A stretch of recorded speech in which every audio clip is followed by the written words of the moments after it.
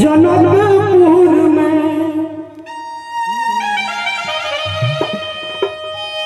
बहुत नीक गीत है और अपना खास करके भाईजी मैथिली मिथिला में मिथिलानी सब बराती जब उपस्थित है तहन गुणगान कर रहे हैं।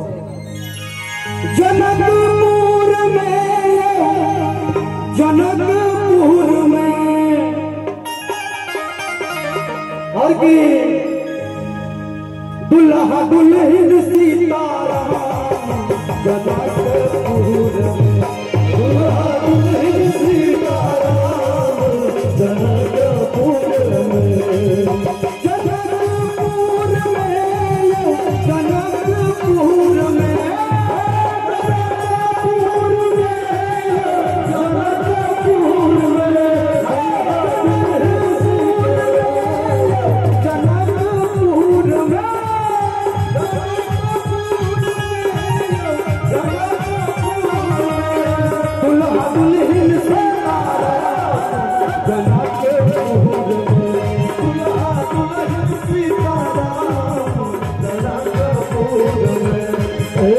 सुंदर मिथिला धाम तोहर पायब तोने धाम तोहर पायब तोने धाम तोहर पायब तोने धाम दुल्हा दुल्हन सीताराम जनकपुर दुल्हा दुल्हन सीताराम जनकपुर में। क्या बात है।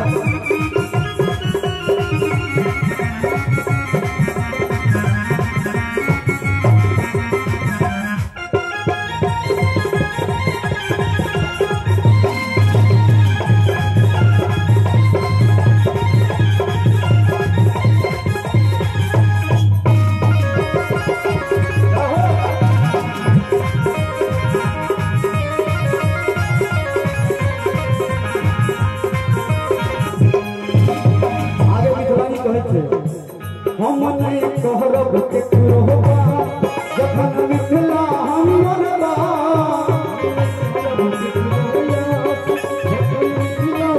हम नहीं कहरब केकरो बा जखन मिथिला हमर बा हम नहीं कहरब केकरो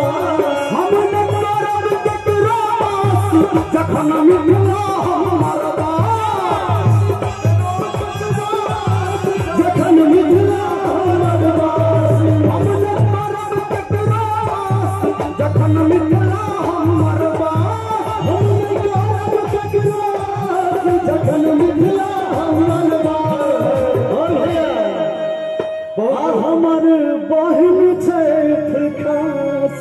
भाई जी हम नहीं करब केकरो आस जखन मिथिला हमर पास। और कहै छै मिथिलानी सब यो हमारा बहिन बसैया दुल्हा दुल्हन सीताराम जनकपुर में दुल्हा दुल्हन सीताराम जनकपुर में। सुंदर मिथिला धाम दोसर पायब तोने धाम दोसर पायब तोने धाम दुल्हा दुल्हन सीताराम दुल्हा दुल्हन सीताराम जनकपुर में।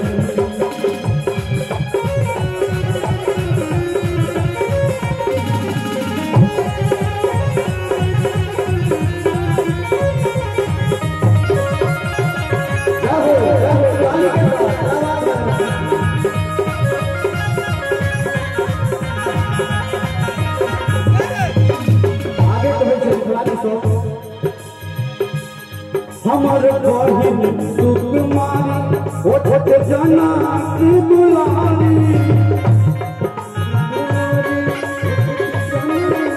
हमर बहिन सुकुमारी ओठ जना की दुलारी ओठ जना की दुलारी हमर बहिन सुकुमारी ओठ जना की दुलारी